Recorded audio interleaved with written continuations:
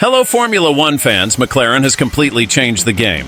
Other teams are pulling their hair out trying to figure out how McLaren found this advantage. Have they discovered a new path to development? And more. High alert! Red Bull is betting everything on a change that could decide the championship. If it works, it'll be total domination. But if it goes wrong, it could be the end of their dream. The Formula One world is buzzing with news, so don't waste time. Subscribe to the channel to stay updated on all things Formula One. Just press the subscribe button below the video. It's quick, free, and no registration is needed. This is F1 Fastline News, your daily Formula One news channel. Let's get straight to the point. Let's start with a topic that's been making waves behind the scenes in Formula One: McLaren's impressive evolution over the past few seasons. And when I say impressive, I'm not exaggerating. The Woking-based team, which not too long ago was struggling at the back of the grid, is now leading the Constructors' Championship with a 41-point lead over Red Bull. Yes, McLaren is back as a powerhouse, and all thanks to a well-thought-out and executed development strategy. But how did McLaren make such a giant leap? Let's dive deep into this topic and understand how the British team managed to surpass the giants of Ferrari and Red Bull. According to Rob Marshall, McLaren's chief designer, the secret lies in a unique update strategy, which he called a one-lump approach. Unlike other teams that bring small improvements throughout the season, McLaren chose to hold back their upgrade packages and release them all at once, at strategic moments. This happened, for example, at the Miami and Zandvoort races, where McLaren brought significant changes to the car and, as a result, achieved a substantial performance boost. Since then, the team's pace has only improved, and McLaren's competitiveness has left many people astonished. The question that remains is, why don't other teams adopt the same strategy? Well, as Marshall himself explained, bringing small updates all the time, like the rear wing in Singapore, is something that many teams prefer to do because it seems safer. But the problem with this approach is that parts don't always work well together. And anyone who closely follows Formula One knows that aerodynamics is almost an exact science. If one component doesn't work in harmony with the others, the entire project can be compromised. Marshall argues that when parts are developed together, the chances of them all working in perfect synergy are much higher. That's because the entire package has already been tested in CFD, computational fluid dynamics, and in the wind tunnel as a single unit. This is McLaren's big move. They wait until all the parts are ready, test everything together, and only then release the complete package. This might sound risky, especially considering that a Formula One season is like a marathon of development. Teams like Mercedes and Red Bull prefer to make adjustments to their cars every race so they don't lose ground.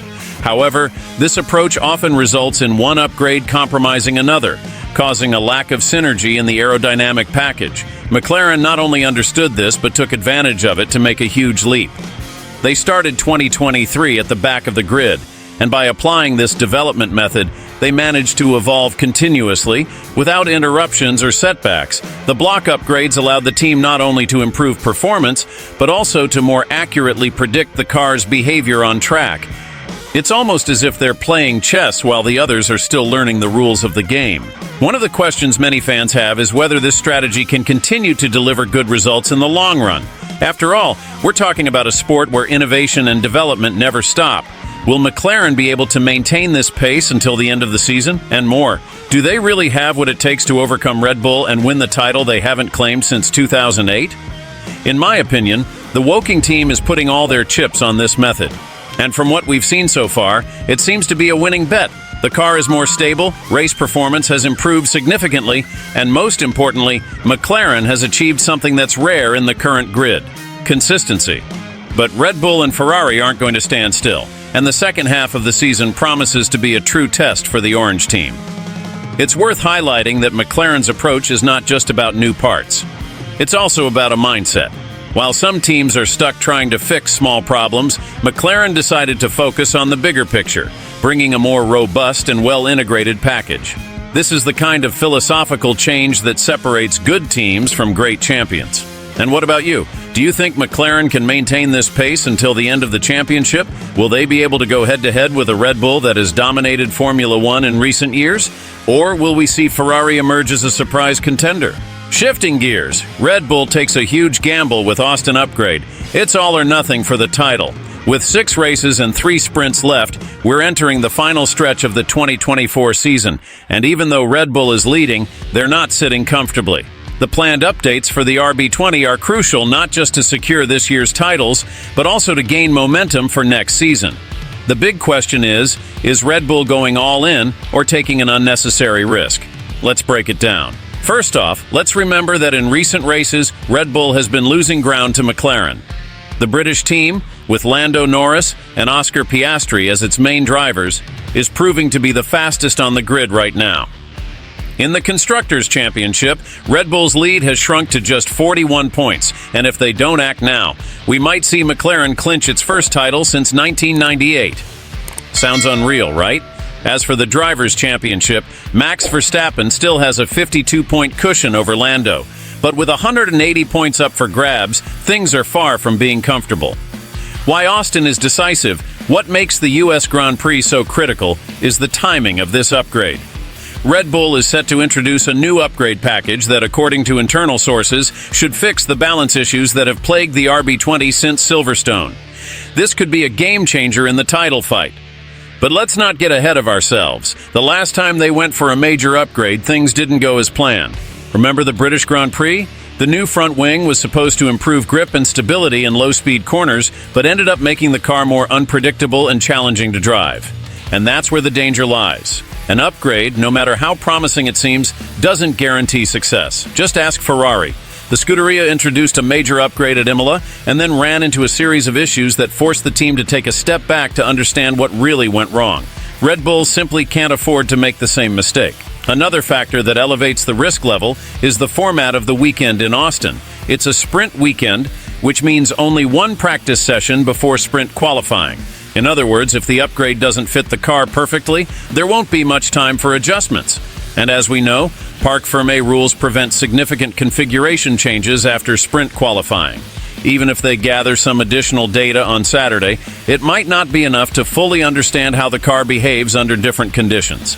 The situation gets even more complicated with the races in Mexico and Brazil coming up right after.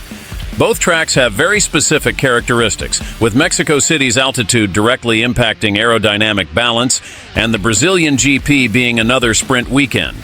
One wrong move in Austin, and Red Bull risks seeing their performance compromised for 3 consecutive weekends, which would be catastrophic for the championship.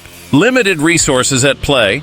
Let's not forget that Red Bull is operating with restricted wind tunnel and aerodynamic simulation time due to last year's budget cap breach penalty. So, any update needs to be more precise than ever. There's no room for trial and error, and there's even more at stake. What happens in Austin doesn't just impact the end of 2024, it could also shape the start of 2025. With significant technical regulation changes coming in 2026, the 2025 season will be a kind of transition year for many teams. This means the car that finishes 2024 will largely be the baseline for next year's car.